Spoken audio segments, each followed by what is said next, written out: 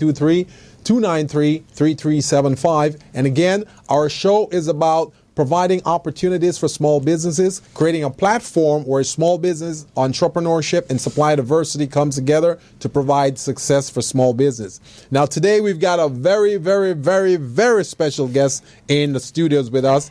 We've been trying to get him for a while now, and Crystal finally wear him down, and he decided to say yes. So we're very honored and happy to have him here. So, Crystal, you got to be persistent. Got to be persistent. So, Crystal, you want to tell our fine audience who we've got in the studios with us today? I most definitely will. I am very honored, and we're very pleased and very honored that we have Mr. Victor Parker. He's the district director of the Small Business Association. Small Business Administration, I'm sorry. And Victor, a California native and longtime member of the LA community, Los Angeles community, was appointed to the district director of the SBA Los Angeles district office in October of 2011. And we've been all running across him in our environments and circles because, he got the money. Oh, yeah. So he's at every conversation and every conference you go to because he got the money. He got the money. But he serves the Los Angeles area, Ventura, and Santa Barbara counties. And as the district director, he's responsible for the delivery of the SBA programs and services to aspiring existing small business owners, SBA lenders and partners, which include business advisory services, capital access programs, entrepreneurial development, international trade development, and contract procurement assistance. So we are very, very happy to have you here. Well, sir. I am glad to be here. Thank you so much for having me. Welcome to the Business Zone. Thank you. We had Joe last week, so this month has been the topic as having real conversation about where the funding is and what our small businesses need to do in order to qualify for that, and also how the only way we can take our community to that next level is to find our way through the maze to get to the capital so that they can create bigger and better businesses. Absolutely. I mean, I think, one of the things at SBA is we really are looking at 3 different lines of business to really help businesses drive themselves forward. So, we have our capital programs. Everybody hears about SBA loans, right. But we've also got contracting programs. So those contracting programs are really business development programs. So many people focus on just the contracting part, but you can take those programs and leverage and build capacity to go beyond just the federal contracting. And then we've got the technical assistance and advisory services that we provide. And those are really the folks that are going to be there to help you get prepared. The persistence that Crystal took to find me and get me here is the same kind of persistence you have to have as a small business. That's right. You've got to be able to keep driving forward and keep moving things forward in a manner that you're relevant with what's going on in your business. And so you can make sure you're best prepared to talk to that lender, talk to that investor, talk to that contracting officer, talk to the customer. You've got to be able to be prepared, know what you're talking about. Exactly. Lead with competency. Got to be ready. Got to be ready. And that's what we do on this show. We work with you small businesses to get you ready. We want to get you business ready, contract ready, and bank loan ready so you can go after these opportunities. And we have to help our business. And you and I are working with the Milken Institute on the PLUM, which is the Partners Partnership for Lending in Underserved Markets. And so we can talk about how we can tweak and make some changes because we know that there's an issue. Absolutely. I mean, I think here in the LA area, one of the things we're very proud of in the SBA in particular, at least I'm very proud of, is the fact that we lent last year $1.8 billion in loans. Really? Just in the 3 counties that you talked about, Los Angeles County, Ventura County, and Santa Barbara County. Okay. The challenge is that we really have to make sure that is being distributed across all type of businesses. Exactly. And so what we need to do is back up a little bit, right? We need to take the time to say, if you're looking for a loan, whether you're looking for a $5,000 loan, we'll even go a little bit less than that. Our average micro loan is probably about $4,000 now. Really? I mean, the microloan program is a great program to get you started. You start building your business credit. And so you may have to start with that loan and then work your way up. I call it graduating up. You graduate up into what we call our Community Advantage program, for example, that's designed, again, for businesses that are just looking for $250,000 or less. And it's a great program to leverage those folks that are starting their business, or they may have an existing business that may not need quite as much money. And then as you grow into the next set, then you can actually get up to $5 million in a loan. So our loan spectrum goes from basically $50 to $5 million. So wherever you are in your small business journey, there's a loan program designed for you.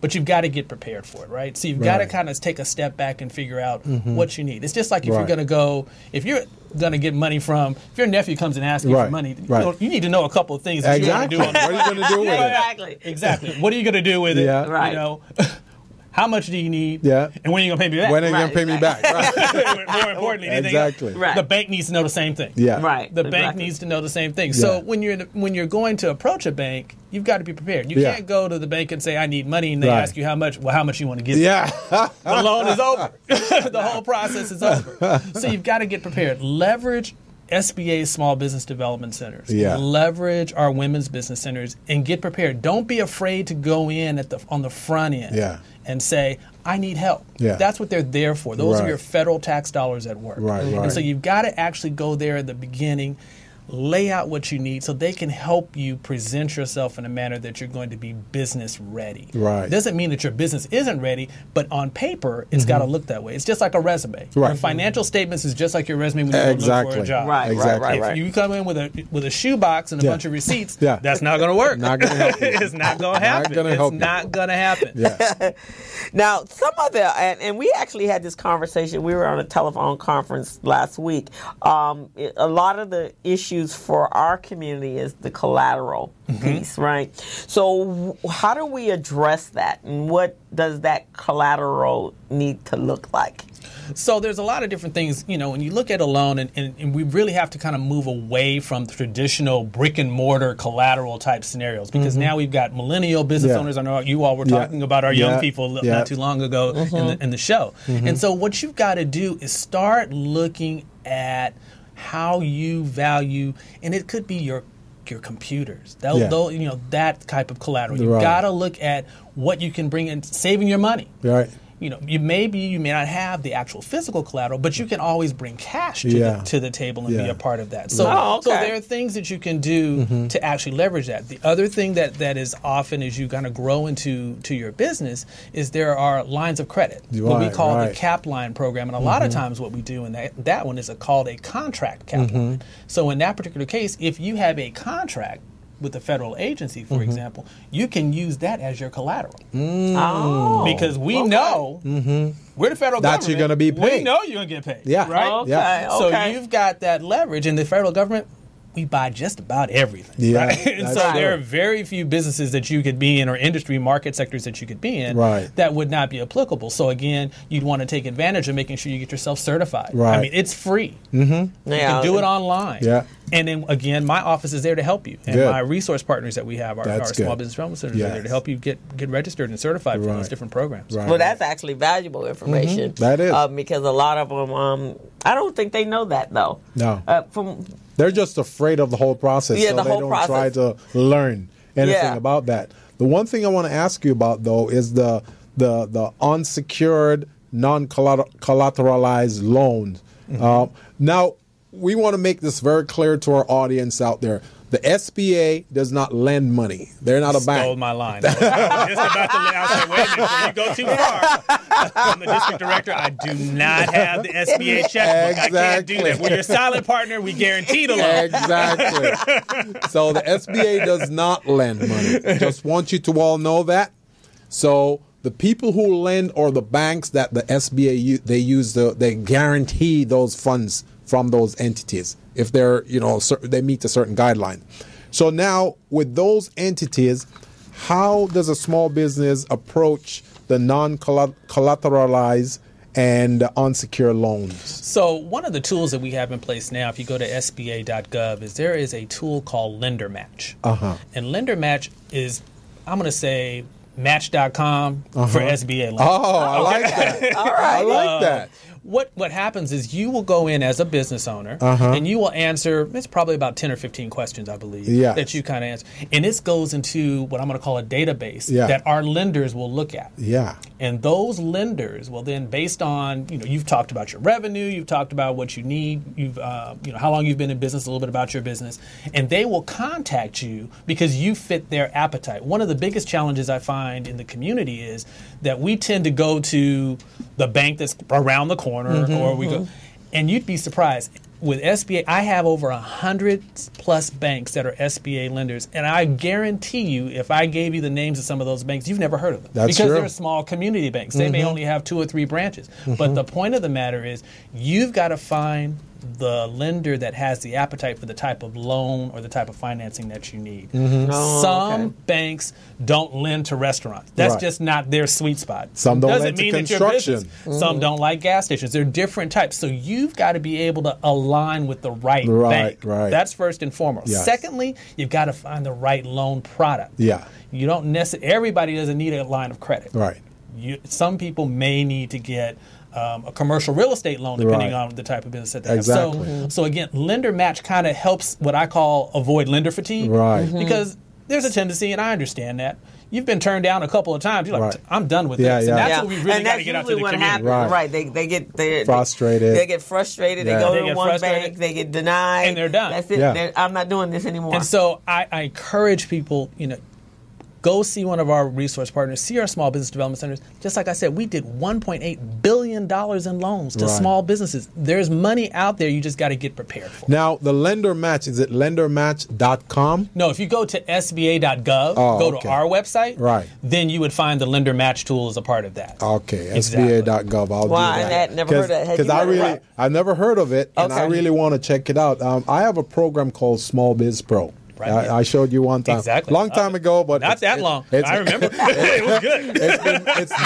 It's much better now. So one of the things I'd like to do is to also include that link on my site so that people can know they can go there and find that type of resources. Absolutely. You see what I mean? Exactly. So yeah, that's good. That's because good to know. It's open depending on the lender. Yeah. You may get contacted by a lender that's not even headquartered here. Right. Because it's for all of our SBA lenders across the country. It's just an great opportunity to leverage what you've got and leverage technology so that small business owners can actually access capital and get into the right program. That's great. Because Gilbert, his area of expertise is the certification, and we're actually going to have a workshop on the 25th of October. And mine's is more startup, but from the financial services side of it. But I have a lot of small businesses. They're just struggling, trying to just make ends meet. Great ideas. There's one for example, Crenshaw Yoga and Dance. Carly has been in the. She bought her building 13 years ago. She was still working as a nurse. She got it funded through the SBA?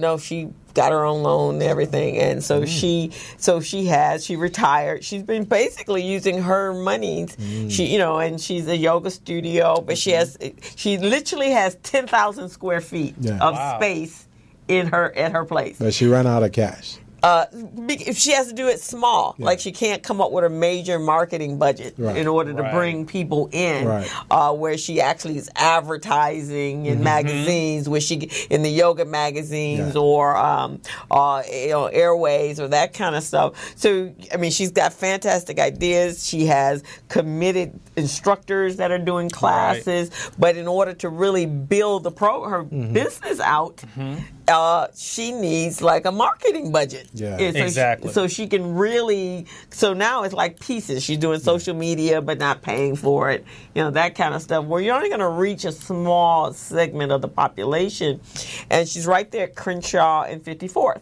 Do you think one of your women business centers or SBDCs can help her? Absolutely. That would be a wonderful opportunity. We have them, throughout the LA, well, actually all three counties. But our small business development center, there's one located on Wilshire. That's not too far. Not too far that she can go to. Pacific Coast Regional is one of our small business development centers, and they do a phenomenal job in terms of, and they actually are also a community advantage lender. So it's a one-stop shop. So you could actually go there as a client to the Small Business Development Center and then walk across the hall and talk to them about the Community Advantage loan program. Now, what is the Community Advantage program? So the Community Advantage program is the loan program that's designed for loans that are $250,000 or less. And so it's really designed for those folks that are looking for loans in that loan volume category. Because what we find is many of the larger banks, if you're looking for $500,000, they're more apt to do those loans. However, there is a little bit more of a challenge or a little bit more competition is where I like to look at it in order to do those loans that are a little bit smaller in loan dollar volume.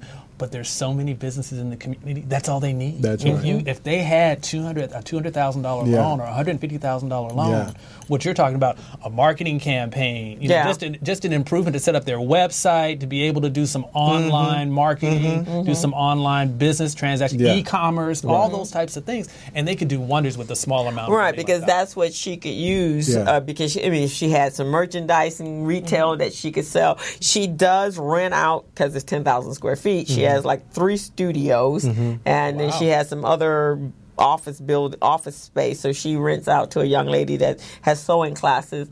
The Metro rents out every week, every time they have a meeting for the train. So they meet there. And then the other classes, I think there's a gymnastics class that's renting out. So she has multiple streams of income, more so probably than for her yoga studio, because again, she hasn't been able to do that expansive reach out without a marketing budget.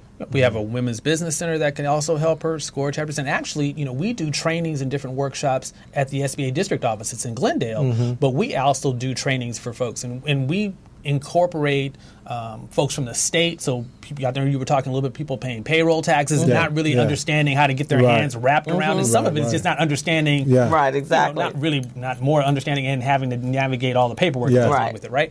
So we bring in those folks to counsel our small business and train them and provide those workshops for them each and every day. So again, if they go to the SBA.gov website, there is a place on there where it says local resources, and you put in your zip code and it'll give you a list of where all these different things are going on. There's also a calendar for all the different events that are going on within our district here locally that people can take advantage of. We're starting to do webinars now because LA is spread out, right? Yeah, it is. And people don't want to navigate traffic, et cetera, et cetera. So we're starting to do more webinars. We have an online classroom for folks that they can leverage some of the online especially training for programs. our small business. Sometimes they can't get away from their businesses. Absolutely. Because they're solopreneurs, really, and they don't really have the opportunity to leave. Exactly. They don't have the bandwidth to do that.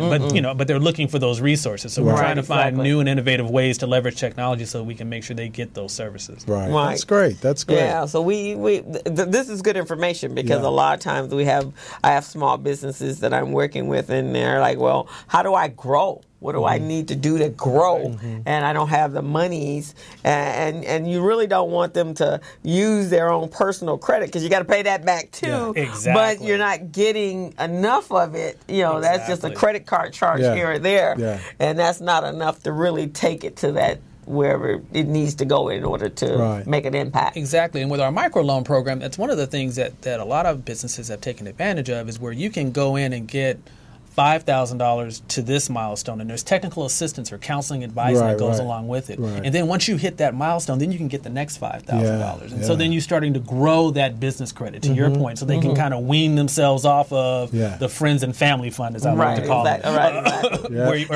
Or the credit card fund. Which just keeps the door open. Right, exactly. It's keeping you above water at best. At best, right? It's not taking you anywhere.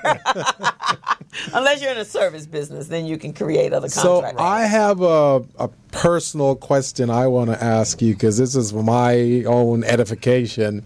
I'm in the technology space. So I know that the SBA has a program within the SBIR space.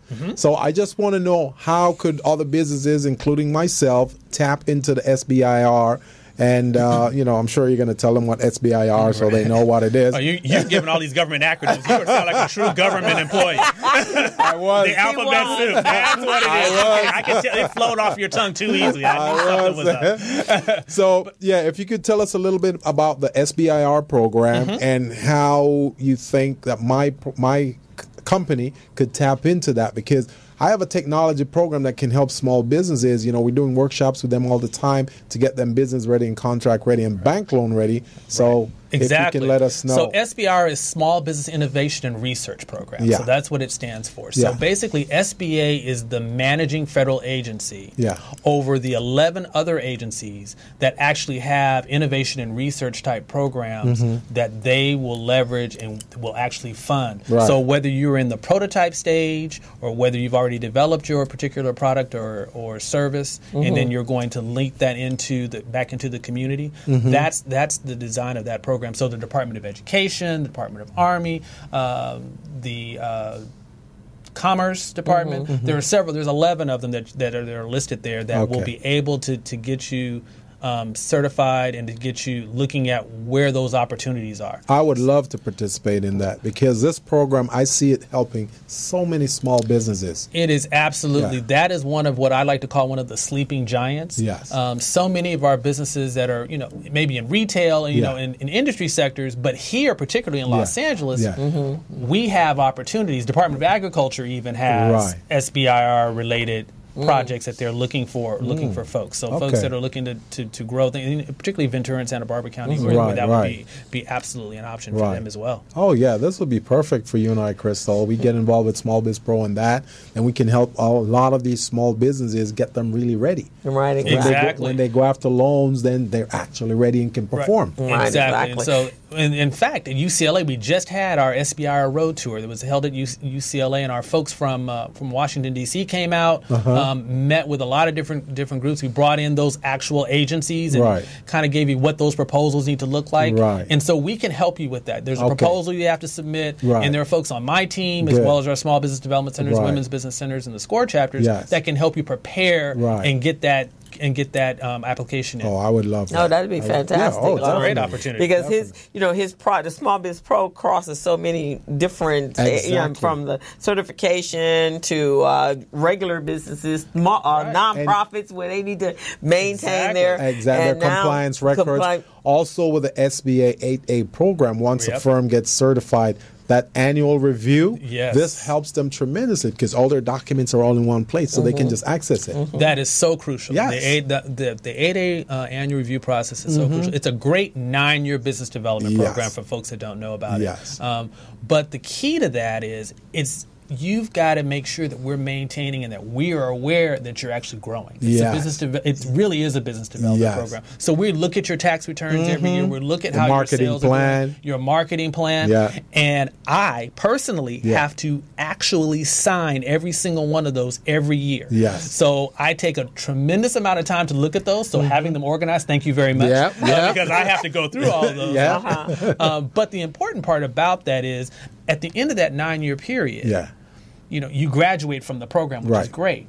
But halfway through, we're engaging in other supplier diversity, quasi-government programs, getting you into the private sector, so you're not dependent upon those federal contracts that were awarded to you. Because what often happens is people that are successful in the 8A program in particular, they get a little complacent. You get a couple of nice government contracts, life is good, but at the end of that 9-year period, you lose that certification because you've graduated, which is a good thing, but now you've got to compete with a little bit bigger group of folks. So you need to be prepared for when that business is not as flowing from the 8A program as it was before. So, whether you're talking to the private sector, whether you're talking to other local municipalities and getting on their certification program, this program will help propel you into any of those different markets on the private side as well as quasi-government. That's phenomenal. And that's fantastic because that's what we need for the Small Biz Pro. That's exactly what we need. And I'm definitely going to reach out to you and your office, Victor. And because we got to get this going because it's ready. Even Roberto Barragan, he loves it. He's going, let's do it. So we'll see. So at the top of the hour right now, so why don't we go ahead and take a quick break and come back? Because Mr. Parker here, he's got some great information. We're just eating it up like a sponge. Sounds good. So you're on the Business Zone. Well worth the wait, huh? You're on the Business Zone with Crystal and Gilbert Buchanan, your small business paramedic. Take a break. Hello, meet Larry. Larry is a general contractor. Larry is very good at his craft, but Larry has a very tough time managing his paperwork because he is busy taking care of his clients' needs. Larry just cannot find his important business documents when needed. Larry is also being passed over for bid opportunities from prime contractors because he is perceived as not ready. He doesn't know where his business license, certifications, insurance, and other key corporate documents are located most of the time. Lucy owns an auto body and collision repair shop and has been using a business management and procurement assistance program called Small Biz Pro to keep her business organized, business ready, contract ready, and bank loan ready. Small Biz Pro is a 3-in-1 cloud-based business management, procurement, and market research assistance system designed to help businesses become business ready, contract ready, and bank loan ready. It also provides back-office operation solutions for small businesses. Lucy is able to stay ahead of her competitors because she uses Small Biz Pro to manage her business daily. Lucy just clicks on Small Biz Pro from her tablet, mobile phone, laptop, or any internet-accessible device for data retrieval, and she's got it. Lucy introduces Larry to Small Biz Pro, and now Larry is more organized and can now find all of his documents and new bid opportunities in seconds. Larry now saves $120 in labor costs for each missing or misplaced document. Just simply go to your web browser and log into smallbizpro.net and register today for a limited 30-day free trial offer. Services start as low as $1 per day. Let's put the competition out of business. Small Biz Pro. If you stay ready, you don't need to get ready. Register now at smallbizpro.net and begin saving money. Email info@smallbizpro.net or call 626-533-1186.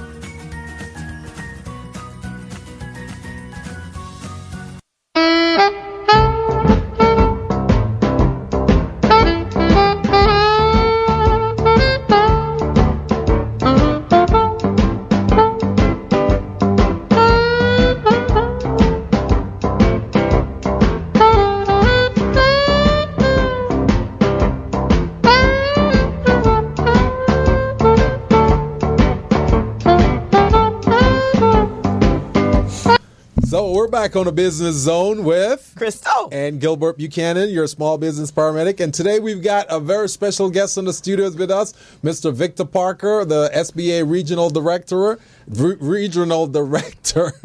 And he's got some great resources. I know. He's got some great resources for small businesses today. If you're a small business and you're out there listening, or you're watching on your cell phone, or you're watching at morrismedialive.com, please give us a call right now. Tune in. Our phone number is 323-293-3375. That's 323-293-3375. Any questions that you may have on loans, running a business, growing a business, getting into those women's centers, give us a call. Mr. Parker is ready and waiting to answer those questions. So, Victor, let me ask this question, because we were kind of talking about certification, and you were doing some of that, and you talked to SBIR. For our community, when we talk about how do we leverage our community, I'm sure you heard me having that conversation. I was here, this week was Muhammad Nazardeen's birthday, who's the founder of Recycling Black Dollars, and next month we're doing a whole month to contribute to, well, actually, it was the passing of his death on October 11th, and we're doing a whole month of celebration and tribute to him next month for his birthday. But, you know, Muhammad started this organization 30 years ago to change the economic status in our community. And, you know, 30 years later, we're still here at this conversation. So we really do need to create some way that businesses are making a bigger impact. Absolutely. And so, and Gilbert and I have had this conversation, and certification seems to be or could be that vehicle to make that happen. Absolutely. I mean, I think that one of the avenues that there are a couple of programs on the federal side and even locally that I think people really need to take advantage of. So first and foremost, you know, it costs you nothing.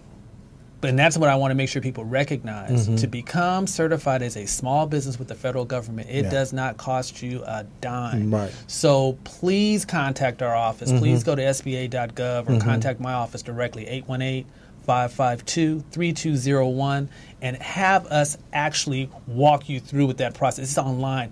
folks are out there. There are predatory folks out there. I hate to say it, but that's the reality. And they're telling you that they need to be able to charge you all this money, and it does not have to cost you any of that money. So take advantage of those certifications. Get certified with the county. Right. They've got some great programs now, incentives for small businesses to make sure that county contracts are being awarded to small businesses. They're doing some great work with them. I've been meeting with the LA County Small Business Commission, talking to them about the different certification programs and how they can make sure their contracting dollars available for small businesses. One of the challenges that we've got to take advantage of right now is we've got a lot of infrastructure going on right here in our city. That's right. We've got the airport infrastructure changes that are coming. We've got Metro. We've got the football stadium. We've got the soccer stadium. Those are business opportunities, and the Olympics are coming. Get prepared. This is our time to take advantage of the small businesses and the small business communities that we have here. And so being certified, having that information to actually register yourself with your local municipality, with the county, and with the federal government. Another great sleeping giant, as I like to call it, is the Hub Zone program. It's a great opportunity for the community. The Hub Zone is a historically underutilized business zone, another government acronym. But the key to that is it's based on census tract, right? So they're looking at low, moderate income census tracts.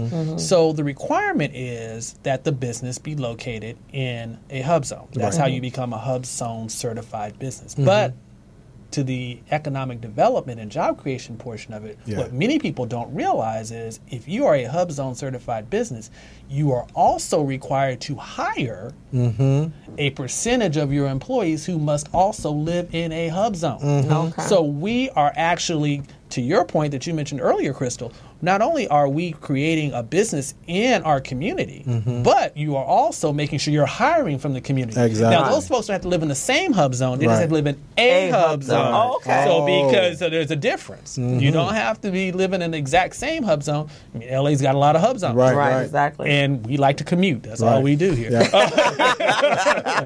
to commute. That's right. So it is a phenomenal opportunity for hub zone businesses to create jobs, to drive our economy forward, and improve our community. Right. And so how do we go about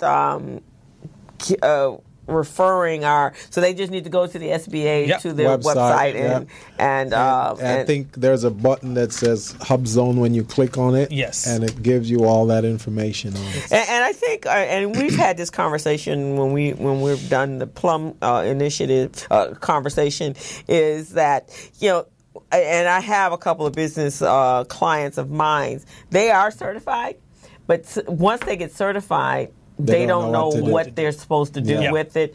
It's like there's some miss stuff there. How do I respond to an RFP?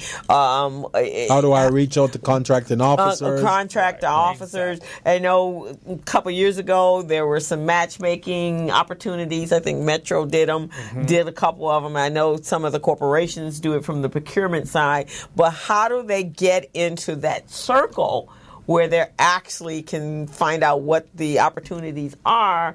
Or do you guys have workshops on forecasting and budgeting and those kind of things? Absolutely. So each of our small business development centers and our women's business centers, they provide counseling workshops and opportunities for those businesses to kind of teach them how to go and look at the different websites that indicate what the forecasts are coming, how the forecasts are coming. And then we also bring in contracting officers. We bring in those folks to tell you, this is what I'm looking for, and help them to start building that relationship with contracting officers, with the procuring agencies that are going to be providing those contracts going forward, right? Because too often, and Crystal, you're absolutely on point, I get phone calls every week that say, I'm 8A certified. Nobody's called me. Right. They're not gonna happen. You've got to market yourself, and I can't emphasize enough. Lead with competency. There are some tremendous businesses out that they haven't really positioned themselves to let folks know what they do. we're always so fast to say we're certified, which is great. That's value add. But we've really got to make sure that we're doing a much better job of talking about what our accomplishments are, what our skills are, and what our services are that we're providing. And so doing that and building those relationships with contracting officers, we bring them into our office for you to meet with them. There are different matchmaking events that the small business development officers of those procuring agencies are also mandated to do. So that's another great resource. So it's about taking the time to do your homework. Okay. You've got to do your homework and figure out, okay, what agencies or procuring agencies am I going to target? You've got to approach this strategically. And we've got advisors and counselors that will help you do that if you need help doing that. But you've got to take a step back and approach them just as if you were going to approach a non-government entity. The last time I checked, Victor, there were about 24 different federal agencies that provide opportunities within the 8A space and the business development programs. That there are some great opportunities to do that. And then a lot of our quasi-government folks are looking for 8A certified companies as well. I mean, Northrop Grumman, they're looking for HubZone. I mean, they call me all the time. I need HubZone folks. I need veteran certified people. I need folks that are small business certified, women-owned businesses. So there are so many different opportunities that we just don't take advantage of or we kind of overlook because it looks daunting. And I realize it looks daunting. But again, we're not going to bite, I promise. Staff is not going to bite. They're not going to bite, I promise. Take the time to come in, and I know it's tough. I know it's tough to get away from your businesses. It's hard. You're running your business, and it's hard to do that. But we have Government Contracting Classroom Online. It's called GC Classroom Online. It's a great opportunity for you to learn how to navigate and how to It's government what? GC Classroom. Okay. They call it GC Classroom. It's a part of the SBA website. But that is a great tool that folks can do in the evenings while the kids are doing homework and all that good stuff. You can be on your computer taking those training classes and learning a little bit more about how to navigate the government contracting space. There was a young man that I had met. I think I was at a Vermont Slauson event, and we were having a conversation, and he was in the space where he had a cleaning business, but a commercial, and he had told us that, or he told me that he did.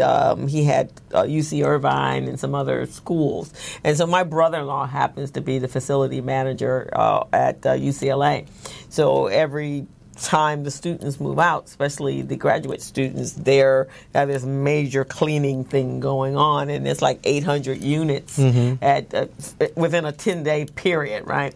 So I had referred him over to my brother-in-law, and because it was a direct referral, the chancellor happened to be walking by. He says, well, Otto, if you think he will work, then let's give him a try. So we'll give him a try. We'll try it out with a $50,000 contract.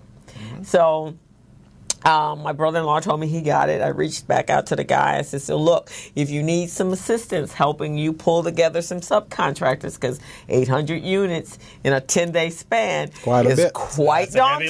So let us help you find some people that you can have as subcontractors. And so I sent a couple of people over there. But again, he was so overwhelmed with the process that he did such a horrible job. He dropped the ball. And he dropped the ball. I mean, and he didn't have enough people. He had no idea. And the other thing was, he didn't know how he was going to pay them because, of course, it's a 90-day time frame. And so he was trying to go with less people so he wouldn't be caught in when you do government crosshairs. Contract, that's one of the first thing you got to make sure is in place. Payment. Right. You cannot owe your employees. Right. So and you've got to look at those contracts in advance. Talk to your procuring officer, the contracting officer. If you know, if it says that you're not going to get paid for 120 days and you know that's not going to work for you, don't wait till you sign the contract, because I know the dollars look good. No, fix that on the front end. Right. So are there programs or there vehicles for that bridge?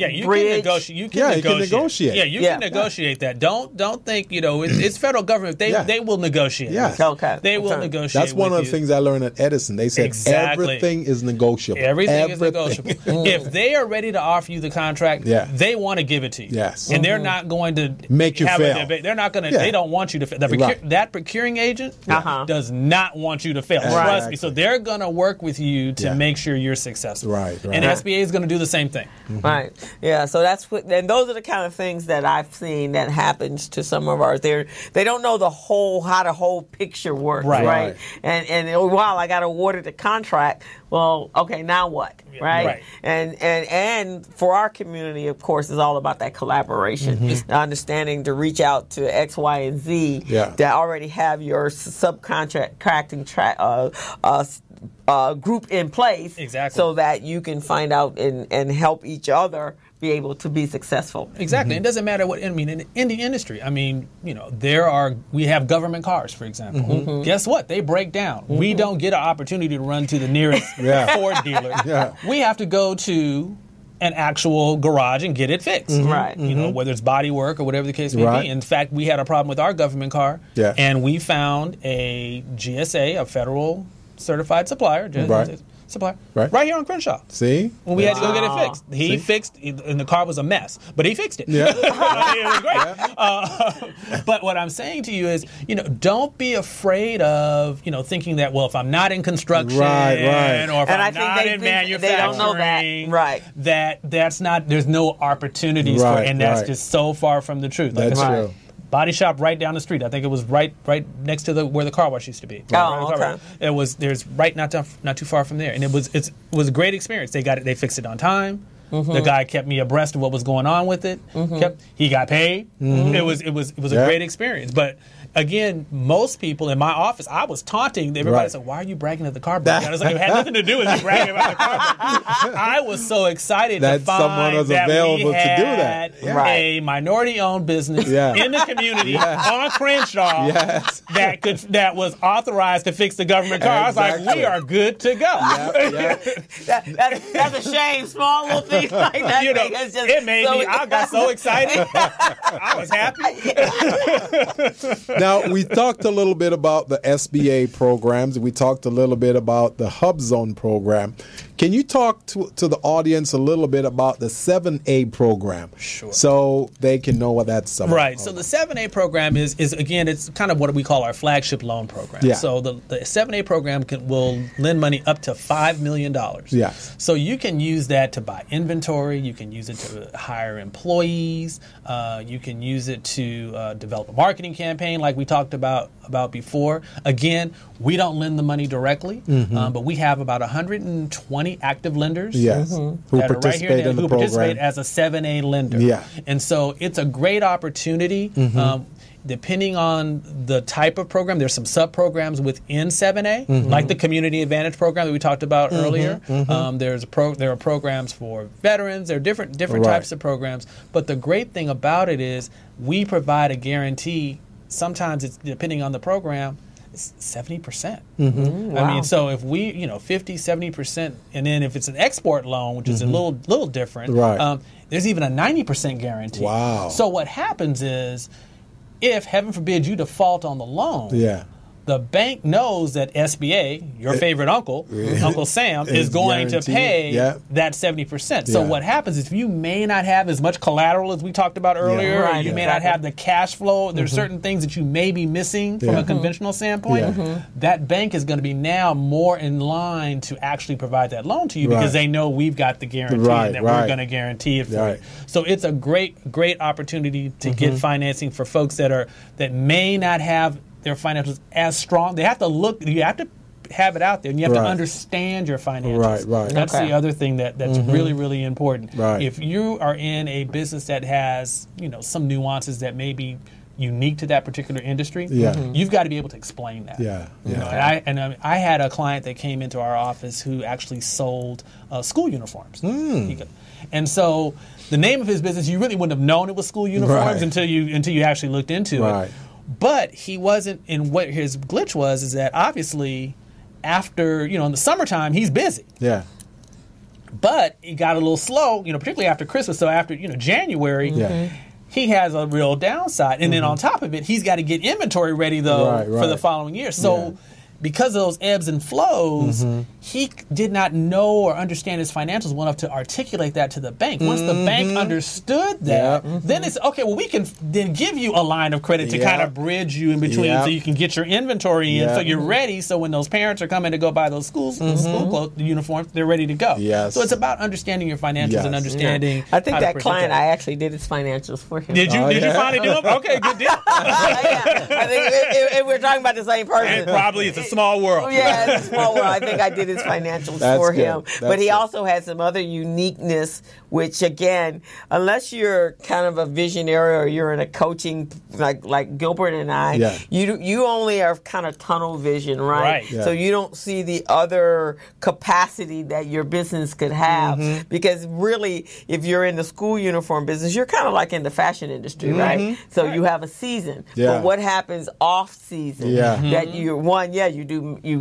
you're in production, really, right? So you're getting ready. But he also, I think it was unique by him, it's the same person, he owned all his own equipment. And he could do engraving and so forth, and designing for other industries and other people that he didn't have to be, all his income did not have to be derived. So it's kind of like a co-packing type situation. Right, but if you don't see that, it's like, wow, because when I first went in, I went, whoa, you own your own sewing machines, you own your own engraving, you own your own this. Which is rare. That's you rare. could be doing all of the engraving for the sports team. For all of that sort of stuff. So that's another stream of income. But a lot of our businesses don't recognize what other streams of income that they can have, right? Because if that's not what their business model was, then they're just focused on that business model. Exactly. And if they could come to an entity that they're looking for loans, well, okay, this is my core of my business, but like Carly, okay, my core is instruction and dance and so forth, but I own this property and I can rent out space.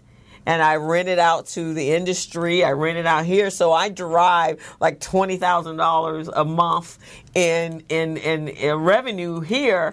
But this is my core business, and I'm trying to grow this core business. And see, that's the thing they need to be able to articulate. Right? Exactly, they've got to be able to explain, and they've got to be able to be receptive when those suggestions are also coming in. I know we've had folks that have come in that have that are in doing hair. You know, and the whole beauty supply piece of the house. So it was about, okay, you've got, just renting out the booth space and doing that for those folks. But the other part of it is you could actually start selling the hair products of different folks or being a distributor and supplement that income. Right. Well, in other communities, that's exactly what happens. And it's interesting that you brought up that industry because I'm on a campaign about that particular industry because of the amount of money that's generated in that industry. Absolutely. But, one of the big things about the rail project, the Metro Rail project was, there are a lot of mom and pop beauty supply, beauty stylists and barbers up and down Crenshaw that just barely making it, man, just barely. And Ken Hicks has been working with them with the Metro Project, and we had a workshop. He was having these lunch and learns, and we were talking about that was retail. Why aren't you guys selling retail? Because when you're not having the people come into the shop, and in the female business is like retail and hair and product and Jesus, all the stuff. And now we're actually having that conversation. I don't know. Do you know Ken Williams? He's the director of the University College Beauty College. I know you're talking about. He's right down here, right? Yeah, that's right down here, and he's getting a new location. He's expanding and going to be in Inglewood now. That I didn't know. Yeah, he's going to be across the street from KJLH. Oh, awesome. And so one of the things I'm having that conversation with him is they need to add a business acumen program to their stylist program because those individuals are business owners. Not just hairstylists, not just barbers. They are in business for themselves. So they need to understand how to run a business. Absolutely. And then, and one of the things we're talking about is once that happens, being able to position these people so that they can buy beauty supply stores that are now becoming available, because a lot of the Korean business owners that, they monopolize that industry, but their children don't want to go in that industry. So now they're in a position where they're needing to sell. We need to be in a position so we can buy. Exactly. And then run our hair salons out of a beauty supply store. Exactly. That's so we need to, and I'm having that conversation with them, and I just sent them, they were on the show, and we talked about it. And then about last week, Roland Martin on his News One, they had that conversation. Wow. There's a guy out of Atlanta. His name is Dr. Robinson. He did that in Atlanta. They now own 92 beauty supply stores. Wow. And he educates them in his institute, because he's that's what he does. It's called the Business Beauty Institute. Then he finds investors and purchase existing businesses, right? And then he puts his people in the store. You bring a good point, because there is an appetite now to buy existing businesses. So for those of you that have that entrepreneurial spirit, there's nothing wrong with you buying an existing business. It still makes you a new business owner. It still keeps that entrepreneurial spirit. So looking at that as an opportunity as well. Right. I mean, so often, we'll find folks that they make the best pies at Thanksgiving and all that good stuff and all the holidays. Yeah. And so then they want to go open up a bakery, but they've never owned a bakery. They've never worked in one. They never understand the dynamics of it. But if you've got an existing bakery, as in this particular example, where you've got the blueprint already there, where you've got the infrastructure, you've got some people with the intel, the know-how, to deal. You can bring in that entrepreneurial spirit into that environment, exactly, and you can propel that business to the next level. Yes, right. And that's the kind of thing that we have to look at all of our options and figure out the best way to approach that. That's one of the ones. So when he opens his, they have homework. So he's going to get his school open, and then we're going to sit down and have that conversation. So maybe we can include you on that conversation, so we can get them educated, but identify some individuals that are positioned that could qualify for a loan to be able to buy the salons, and then work out something. Project. That's a because great that's a $7 billion industry, and we make up black women make up 95% of the consumer base. Exactly. I mean, and we find that we have what we call our Emerging Leaders Program. I don't know if you've heard about it. The Emerging Leaders Program, it's we call SBA's MBA, if you will. But it's about a 7-month course. It's about 100 hours of coursework. But it's designed for those businesses. You may have a great business, but to your point that you mentioned earlier, Crystal, we teach them the part about their business that they haven't really looked into. We talk about core values. We talk about how to hire people. Making sure you hire the right people, with your culture, with your mindset. Right. We talk a little bit about contracting opportunities. We bring in the contracting officers. We bring in the finance industry. We bring in bankers for them to actually talk to and make pitches to. It is a great opportunity for you, regardless of what industry you're in, to get some. And again, it's free. Right. Now, how do they qualify for this one? So as long as you've been in business for 2 years, okay, and you have a minimum revenue of $400,000, okay, then that's all the real qualification that you have. And then it's just a matter of, unfortunately, we don't have that many spaces. We usually have about 20 spaces per cohort. Spaces. Okay. And so I've been able to articulate in a manner to Washington, D.C., where we actually have 2 cohorts now in Los Angeles. So I actually have 40 spaces. Okay. They figured out they might as well go ahead and give me the spaces. What I did the very first year, we had so many applicants. We had probably 125 applicants or something of that nature. The very first year we did it, I only had 18 spaces. So in SBA, there are 68 district offices around the country. So I went and called, I can't remember which one, it's probably Minnesota or somewhere. They couldn't fill all their 18 spaces. I said, I'll take your 2 spaces you couldn't fill. So that's where I got more spaces. So since I started brokering them with my other colleagues, they decided they would give us some additional ones. That's good. But the real main story to that is really, take advantage of these entrepreneurial education programs. That education that you can leverage to grow your business is going to be so critical, because that's going to take your actual business data and apply it with professionals that are going to be able to say, no, do this, you can do this, tweak it that way, add this. Did you look at this line of business that you could also incorporate into your business? It's so many different avenues that you can explore when you have that opportunity. Yeah, we have to definitely get that information out, and even to get them up. What Gilbert and I do, we can get them up to this space. Level. This level, and then be able to have. Now we're going to move you over here, so then you. Vanessa, that you were talking about earlier, is a graduate of that program. That's what I was just going to say. She's a graduate of that program. She did, she came in and was she learned all the different things that she hadn't really thought about to grow, and then she actually, to get the warehouse, she used an SBA 504 loan program to get to building. Unbelievable. So that's fantastic. Yeah, she did so it's possible. well. Yeah. I'm just so proud of those two ladies. They're like my kids. You know? We had them on the show like about 6, 7, 8 months ago. Actually, a year ago, because remember I was in. I was at the PNC last year, so it was a year ago that they were on. You should probably due to have them back while I'm here. Yeah, we got to bring them back. We got to bring them back. Because I was out of town that year. So we're going to take another quick break, but I have a question to ask, because this was at the tail end of a conference call we had a couple weeks ago. We were talking about collateral and maybe helping our business owners get into owning their business, and then they would have collateral when we look at expanding their business. So you mean the building? The building, Right. I'd be like to have that conversation to see how we could navigate that, because we gotta, just like you just got on the phone and start calling around to your other colleagues, we need to be able to change the mindset of our businesses so that we get them in the mindset that we have, the entrepreneur, because that was an entrepreneurial move. That's what we do, right? So we're going to take a quick break and we'll be right back. Okay, thanks. Hello, meet Larry. Larry is a general contractor. Larry is very good at his craft, but Larry has a very tough time managing his paperwork because he is busy taking care of his clients' needs.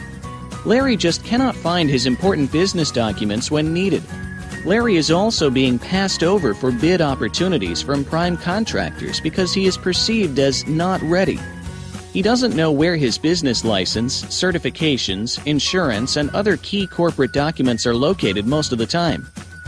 Lucy owns an auto body and collision repair shop and has been using a business management and procurement assistance program called Small Biz Pro to keep her business organized, business ready, contract ready, and bank loan ready. Small Biz Pro is a 3-in-1 cloud-based business management, procurement, and market research assistance system designed to help businesses become business ready, contract ready, and bank loan ready. It also provides back-office operation solutions for small businesses.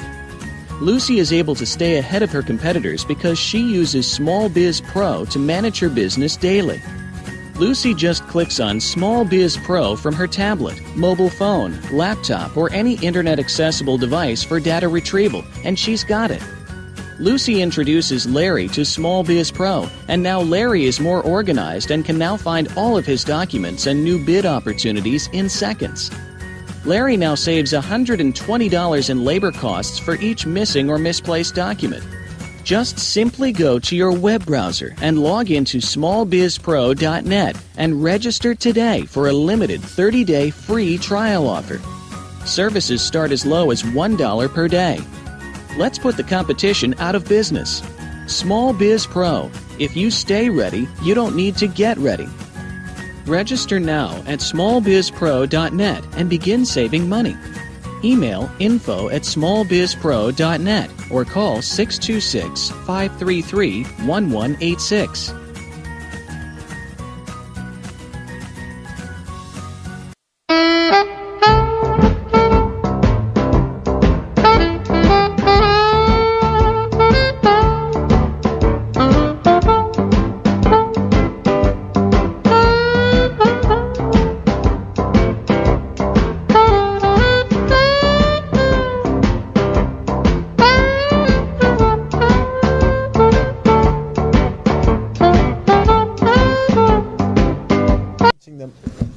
And we are back.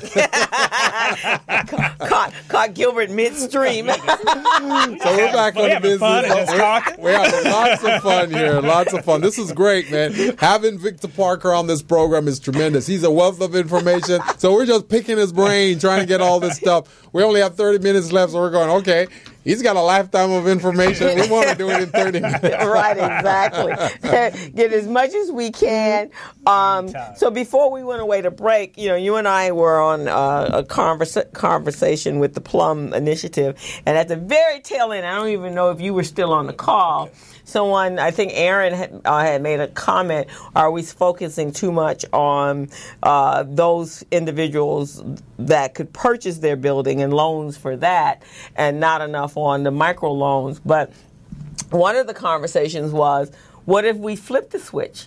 Because we have a lot of business owners that have been in their businesses for 20, 30, 40 years. But they don't own the building. And they never owned the building. Yeah. Never knew that they could even buy the building. But it became very evident during the Metro project. A lot of them did not have a say-so. Right. Even though they had been like long-term leases in that building. Exactly. So how can we, maybe it's an educational process. Maybe RBD can do a program on how do we educate our businesses that have the longevity into how do they buy that building. Exactly. And one of the things, and we find it on both ends, even on the leasing side, is folks, when they start this leasing process for their business, they think it's like leasing an apartment.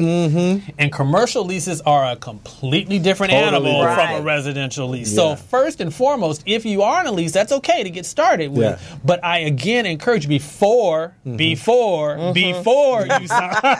before you sign that lease. Again, go to one of our small business development centers. There are attorneys on staff. They can't represent you, but they can certainly translate that document for you, because there are things in that document that you probably don't realize you're signing that will impact you on the commercial side. So first and foremost, I couldn't resist when you mentioned that. Now, because so often it's when the lease starts to, when they've raised the rent, or at the end of the, there's some kind of clause in there, and then they come and say, well, what is this? So it's a little bit too late.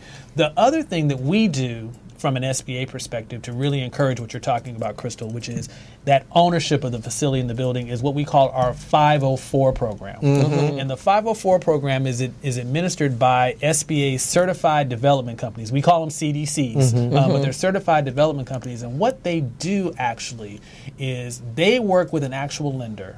They put up part of the money, they cover part of it, the lender covers part of it, and then you put up a part of it, and then you can actually own that building.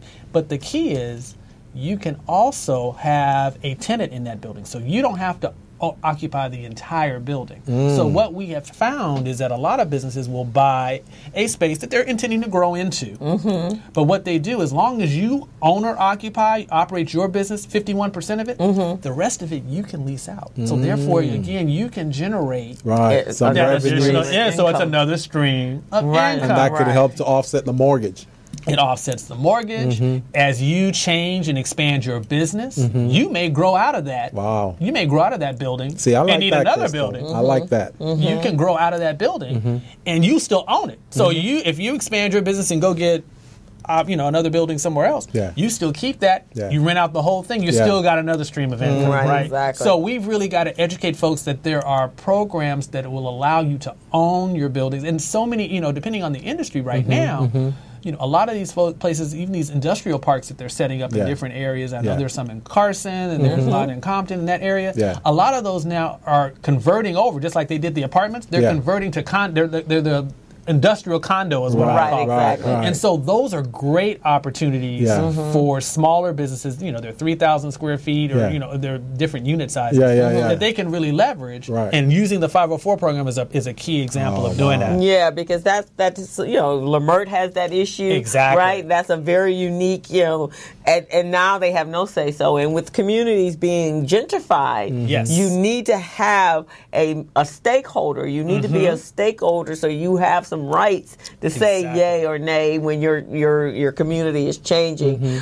Here in Crenshaw, the Windsor Hills View Park area, that's been a big issue because only a handful of them own their own buildings. Exactly. And so they got dislocated, and some of them had to be run out of business, mainly because, and it's sad that you have businesses that have been around for 20, 30 years, and all of a sudden they got to close up their doors because that's it. They have no money. We're just coming off the back of a recession, so they had no money really to go in and relocate. That's it. They're done. I mean, and that's when it comes into it's very cliche, but location. Right. Exactly. And so when you are, we have so many pillar businesses that are in the community, and then if they are unfortunately put in a situation where they have to relocate, that has such a tremendous impact, like you said, Crystal. Right. I mean, where I've driven up to some of our businesses and trying to find them. I said, what happened? Where did they go? And they've had to, in order to be able to afford the rent, they've had to move so far away from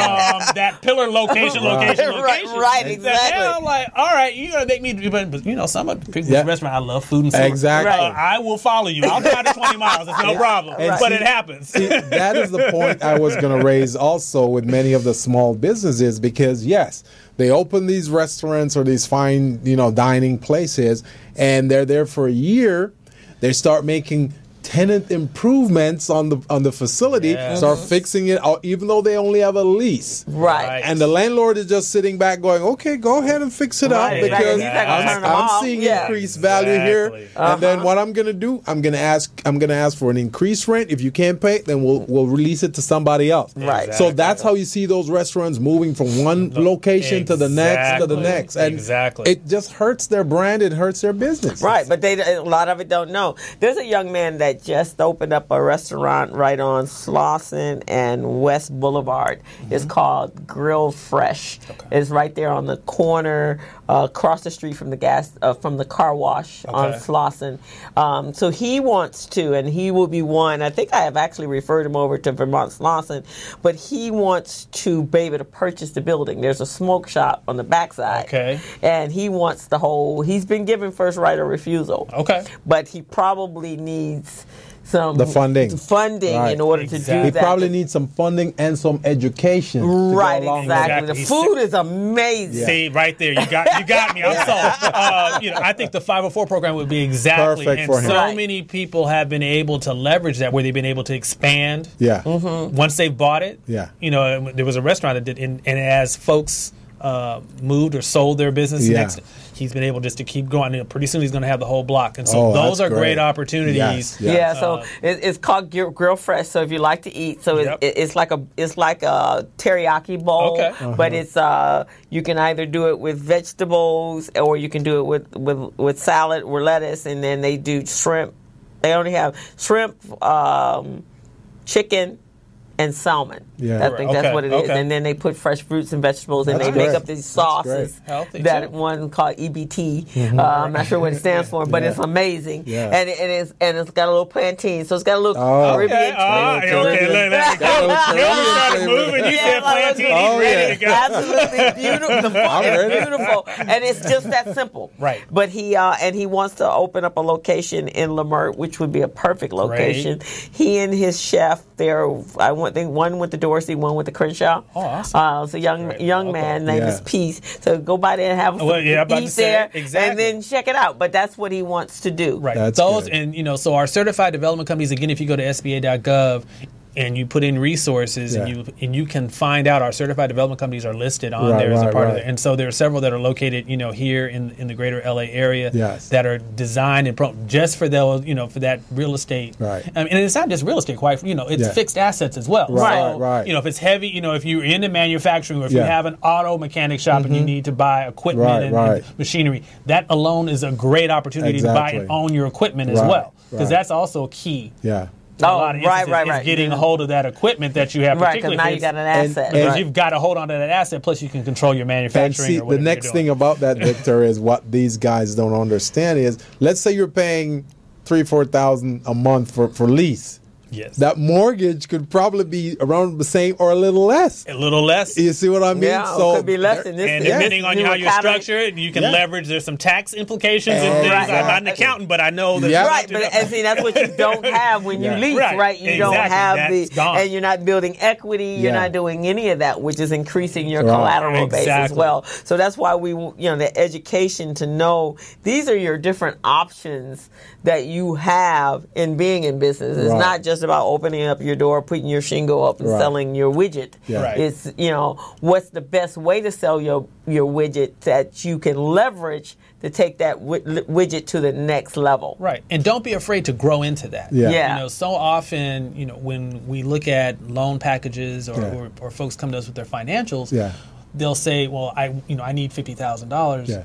Knowing that they don't have the cash flow to support that. That's the other piece of it. We want to make sure we put you in a loan that you can actually service. Right, exactly. Because you don't want to mess your credit up trying to get a larger amount. Right. But you'll be surprised, and if you go ahead and take that lesser amount, you'll be able to grow and build your credit where you can get and graduate to that next level. Definitely. So you got to start somewhere. So I encourage folks, don't be disappointed if you're not quite at that level where you think you want to be. I mean, you wouldn't go into business if you didn't think you could make it. We understand that. But you've got to grow into it. You've got to plan for, and that's one of the things even with projections when you're starting a new business. You got to be realistic. Life is going to happen. Something's going to happen. It will happen. No matter how you plan. So don't hesitate to be conservative. Lenders are not going to penalize you for being conservative, right? Because then they're going to say, "Hey, you know what? This person thought this through." Exactly. And that means a lot to a banker sitting on the banker side of the house. Okay. I got a quick question before we get to the end of this. Patent attorneys, does the SBA have any access to patent attorneys that they can make available to small businesses? So there are some small business development centers that do have attorneys on staff and some that are specialized in patents. One of the other things that I would encourage folks to do is that the Trade and Patent Office, the U.S. Trade and Patent Office, they also have resources that they will be able to assist small businesses. So there are certain ones. It's not a part of the SBA, but they do have opportunities where they do try to provide some sense of service for small businesses that are looking at the intellectual property that they have. Do we have any locally that you know about? They're expanding. So they don't have. In terms of SBDC, yes. But in terms of the Patent Office, the closest one, unfortunately, that I'm aware of is up in Northern California. However, they do have some online services that they will do, and they do some telephone consulting. And we actually have been meeting with him to try to figure out, my colleague from that office, how to get those services down here. So I don't have anything in place yet, but please stay tuned. Because we are talking about trying to figure out a way to either have them here on some type of regular recurring schedule is what I would like to do. That would be excellent. To set up to say, okay, on the second Wednesday of every month, you'll be housed at, XYZ location where they can come in and do that. So that would be perfect. So we're working on that. I'm looking forward to. So the next time I'm on, hint. You guys have way too much fun. I would love to be able to update you on that because it is really important to have that patent. Oh, for protect yourself. You gotta protect yourself. You gotta protect yourself. And many small businesses, they've got great ideas, but they don't know how to protect themselves. So we want to be able to do that. So it's called U.S. Trade and Patent Office. Correct. So if I go to the SBA website and type that in, then it may give me you should be able. I'm not as familiar, unfortunately. I'm not as familiar with the U.S. Trade and Patent Office website, but you should be able to get on their website, and they should be able to give you the guidance. I'll definitely call them up and talk to them because. I'm doing this out of my thing too. I want to be able to get in there. And I'm just this step close to getting my patent. So I want to get these guys. I want these guys to help me out. Nice. So now, do you guys do the SBA? Do you guys do like an open house, for a better word, so people will? That's a good idea. Yeah, so people will come in and see. Because some people are not as or research worthy, but they could come in and find out a little bit of what you guys what the do. SBA does. You guys come out to us and do that, and maybe one of the CBOs as a RBD, we could put together something and just invite people out to. We would love to do that. I think that's a great idea. I would love to do that. One of the things we have done in the past is I did it by congressional district. So I brought in all the chambers of commerce for that congressional district and brought and everybody was in a room. Yeah. They could fire questions at me. I can kind of tell them what was the latest and greatest. But I would love to put together having that would be perfect. SBA open house. Yeah. I mean, that would be a great opportunity. Broadway Federal has been wanting us to do an evening, RBD, to do an evening mixer and have access to their open lobby. Right. We used to do that a lot in the past, so Dorsey would love to be able to do that. And I think she's a VDEC, actually. I think they work with them. Yeah. So maybe we could put something together, maybe the first of the year. Because I think, again, like I said, our community is about the lock of knowledge. Yeah. And the SBA is there. They can go online. But when I get there, it's so much information. Yeah, it's a lot. Yeah. Even today in the atmosphere, what's going on in Washington, how does that affect us? And should I just keep my hands off of the SBA right now because, what's going on there? Or even when Plum, when we had the open house, look how many people showed up. Exactly. But that was just us in the industry. Sure. What about having something like that so that we can have that conversation with the people that would take get the most out of this? I think that would be great. And one of the things, SBA is celebrating its 65th birthday next year. Oh, wow. In 2000, it's been around for 65 That's years. great. So I think that would be a great... Okay. You've just created a job for my office. We're going to pull that together. Okay. I think that's going to be a great open house. Happy birthday, SBA, and do that as part of our SBA and Day then celebration. we all could reach out and bring everybody that we know that would benefit from knowing, and it makes our job easier. Because as a coach, my thing is about being able to disseminate information. Right. So we're going here and find out everything that the SBA has to offer. And that's what SBA. I want to be SBA's resource for small businesses. And not just about SBA programs. Everybody's not going to be ready for SBA programs at any given time in their journey. But we want to be a resource. So whether we need to go and talk to a business source center, whether we need to come and speak with you, Crystal, we want to be that resource and have all kinds of avenues and opportunities just to increase the toolkit of that small business. Right, and we'd love to have you come to RBD for a breakfast mixer and be able to disseminate. Because we have a number of businesses. We had Cherie Franklin, Franklin. Yeah. She came out on Tuesday to talk about the new green industry, cannabis industry. Yeah. And I mean, those people were sitting there like she was. She even said, "Wow, this was fun." Exactly. She was she says her business, urban design. People don't even ask her about that. They just call her the cannabis queen. There you go. So, but they came and they wanted to know about the information because here is an opportunity for them to be on the front end of an amazing opportunity. Exactly. And so they were just eating it up. So we'd love to have you come in probably at the beginning of the year because we're going to Christmas. I think we're going to have we have a meeting next month and then Christmas. So we can look at the first of the year, which would be a great time. Perfect. And you come out and talk. We usually have about 50, 60 people there. That's nice. That's good. And they're all small business owners. Now, one of the things I want to throw in here, Victor, real quickly, I know that there's been a lot of statistics on small businesses who have obtained funds from the SBA, and we noticed that disproportionately African Americans get a lot less than Latinos or other groups. So is there any system being put in place by the SBA to encourage and foster more African Americans to participate in those programs or get more opportunities? Because something is going on why they're not getting it and all the groups are getting more. We're finding, you're absolutely right. Those numbers are absolutely horrible in terms of our lending to the African American community. So one of the things that, we're doing a couple things. So number one is we are re-amplifying the microloan opportunities for folks. I think finding additional micro lenders and absolutely amplifying that program. Because again, what I find is that so many businesses in the community really don't need the $500,000 loan. Right. They don't need, and so if you go through our microloan program really quickly, it's not with a bank. Our microloan programs are administered through nonprofit intermediaries. Okay. And so they're not subject to some of the regulatory constraints that a typical bank would have that makes it a little bit less cost prohibitive for them to be actually able to provide that loan. So that's number one. We're going to increase the micro lending piece of it. We're also going to further amplify that Community Advantage program because that's another great program that we have that's that's really designed for those smaller loan dollar volume. But the biggest thing, and I would love to have help from both of you, is getting folks to apply. We have such, because of the statistics, there is this feeling out in the community that there's no need for me to apply for a loan. They're not going to give it to me. We can't fix the problem. I can't do anything if you don't apply. Which is a great point you brought up, because what we're doing in our launch here in our program, we're getting these businesses ready. So once we get them, then we can connect them with those intermediary lenders. We're helping them to understand what is your quick ratio, what is your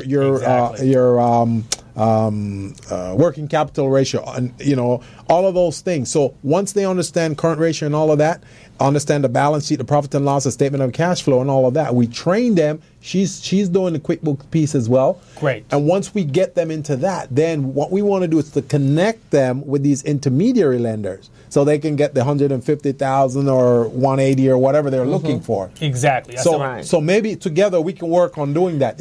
So because we're actually doing, we're selecting 15 businesses and getting them certified, minority certified, and business ready, and then we can pass them on. But we're taking the initiative to walk with them. It's a mastermind group.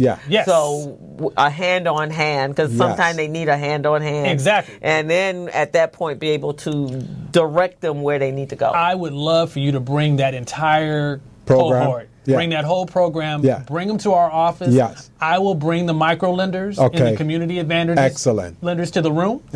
And we will sit there and do hand holding, matchmaking them, doing a smooth handoff, and getting them situated so that we can find their best loan program. That's great. I would love to do that. You have my commitment. And it's so excited. I blasted the flyer on Monday. I think Monday at 25 people. 25 already. 25 already. And it's only been like 4 days. About 4 days. That's awesome. So that's amazing, Victor. That's amazing. We're going to have some great results for you. I love that. No, and that's the biggest problem, is that prepreparation I talked about when I first started this conversation with both of you. It's that preparation. So if you all are helping us with that, it takes a village, right? It takes a village, and we have to work like that. Your programs, our resource partners, getting the community prepared, I think that number is going to go up. There's obviously tremendous potential, and I've seen some movement. It has moved. It's I'm very happy to hear that. As quickly as I'd like it to move, but there is some improvement. I'm very happy to hear, because I was a little concerned about those numbers, because when Crystal and I were talking, and we got some numbers from somewhere. I went to that first number when we went to the plum thing. It was like, whoa, exactly, shocker. When we started running the data, and I was shocked. I think the agency was shocked. We did not, we looked at the loan numbers. We really had not broken down that demographic study as much, and we said, wait a minute, we've got some things we need to fix. So we're well aware of it, and we are working feverishly to get that done. We will definitely fix that. I guarantee you. So we got a few minutes left, so can you give us a little update with how Washington is affecting us here in California? I don't care about the rest of the country. California. Well, the SBA is actually in a good place. Good. It is really in a good place. We are moving forward. No cut in funding. Our budget, there's some cuts in funding, but proportionately, our proposed budget is very small. There's a very small cut that they're proposing. There's not going to be losing any employees. We're not going to have a reduction in staff. Programs. All those things. And so our programs are still here and vibrant moving forward. We are very fortunate because we do have leadership. We have our new administrators already in place, our deputy administrators in place, our regional administrator that covers all of California is in place. And so we are really in a good spot because they are here, they are ready, they're rolling up their sleeves, and have been very, very supportive thus far of all the things that we're doing out here. And so it's been a great opportunity because they are new to SBA and they're Is learning. that the guys I met when I came downtown? Didn't you guys have the meeting that was at the City Hall? Right, and I think, and you met, he stood up. I think it was when he first started, it was Mike Vellante, the regional administrator. And so what the good news is, he's asking a lot of great questions. And so what I've been able to do is taunt all the great work that we've done. Taunt about the great things that we're planning to do. Partnerships. And talk about where we need some help. Exactly. Cool. And so they've been very receptive. The administrator personally called and knew that I had some expressions about some of the concerns that were going on and some of the things that we wanted to make sure we maintained for the community and for our small business constituents. Right. I've had an opportunity to go to D.C. a few times and actually meet with the leadership. And so I think we're actually in a good spot. That's good. Don't worry about all the other things that are going on in Washington. Right. SBA is here, and we're here to serve and make sure that our small businesses are growing and thriving and to help our community. With that being said, I would like you to regurgitate your phone numbers so that these folks know exactly what it is in Glendale. It's 818-552-3201. There, I got it right. I guessed it. And Victor, we have just been so pleased with all this, and we definitely will have you back. I look forward to it. I mean, this is the way I like to spend a Friday afternoon. I can come here. Can I just put my office right here? I'll just bring my laptop. I'm ready to go. Who knows? We may have lunch before and have dinner after. Right. This is my satellite location. You got some new stuff. Oh wait, can I get in on this conversation? Exactly. Because this is how one of the things they said is for us. Dr. Anderson talks about that. Is one of the areas that we need in our community is a media outlet, so that we're disseminating information to our people in a manner that they get it, and we keep reinforcing it, and reinforcing it, and reinforcing it. That's what we'll do. And that's what we're doing. This is awesome. Perfect. Well, thank you for what you all do as well. Mr. Parker, thank you for being on the Business Zone, sir. And this has been wonderful. Yes, it has been. Thank you so much. Any parting words of wisdom to our business community? Continue to get prepared, be persistent, and do your research. Keep up with your industry, whatever industry you're in or want to be in. Every morning when you get up, Google that industry, find out what's going on, and keep striving. We're here to grow. We're here to make our community. Small businesses driving our economy forward, and we got to have you. If they're not successful, I'm not successful, so I need you. And so you guys see, the SBA is a friendly place. Right, exactly. They want you to come and visit them. Exactly. So don't be afraid of the SBA. So as you know, the Business Zone is here every Friday from 3 to 5. You've got Crystal and you've got Gilbert Buchanan, small business paramedic. We are here to help you. We are here to assist you, guide you, get you business ready, contract ready, and bank loan ready. So once we get you ready, we can hand you off to the SBA or the SBA intermediaries so that you can take your small business to the next level. This is what the Business Zone is all about. It certainly is. So with that being said, Crystal, we're going to wrap up, and we're going to wish you guys an incredible weekend and a great week, and we will see you next Friday. Next Friday at 3. This is the Business Zone. With Crystal and Gilbert. All right, we're out. Hello, meet Larry. Larry is a general contractor. Larry is very good at his craft, but Larry has a very tough time managing his paperwork because he is busy taking care of his clients' needs. Larry just cannot find his important business documents when needed. Larry is also being passed over for bid opportunities from prime contractors because he is perceived as not ready. He doesn't know where his business license, certifications, insurance, and other key corporate documents are located most of the time. Lucy owns an auto body and collision repair shop and has been using a business management and procurement assistance program called Small Biz Pro to keep her business organized, business ready, contract ready, and bank loan ready. Small Biz Pro is a 3-in-1 cloud-based business management, procurement, and market research assistance system designed to help businesses become business ready, contract ready, and bank loan ready. It also provides back-office operation solutions for small businesses. Lucy is able to stay ahead of her competitors because she uses Small Biz Pro to manage her business daily. Lucy just clicks on Small Biz Pro from her tablet, mobile phone, laptop, or any internet-accessible device for data retrieval, and she's got it. Lucy introduces Larry to Small Biz Pro, and now Larry is more organized and can now find all of his documents and new bid opportunities in seconds. Larry now saves $120 in labor costs for each missing or misplaced document. Just simply go to your web browser and log into smallbizpro.net and register today for a limited 30-day free trial offer. Services start as low as $1 per day. Let's put the competition out of business. Small Biz Pro. If you stay ready, you don't need to get ready. Register now at smallbizpro.net and begin saving money. Email info@smallbizpro.net or call 626-533-1186.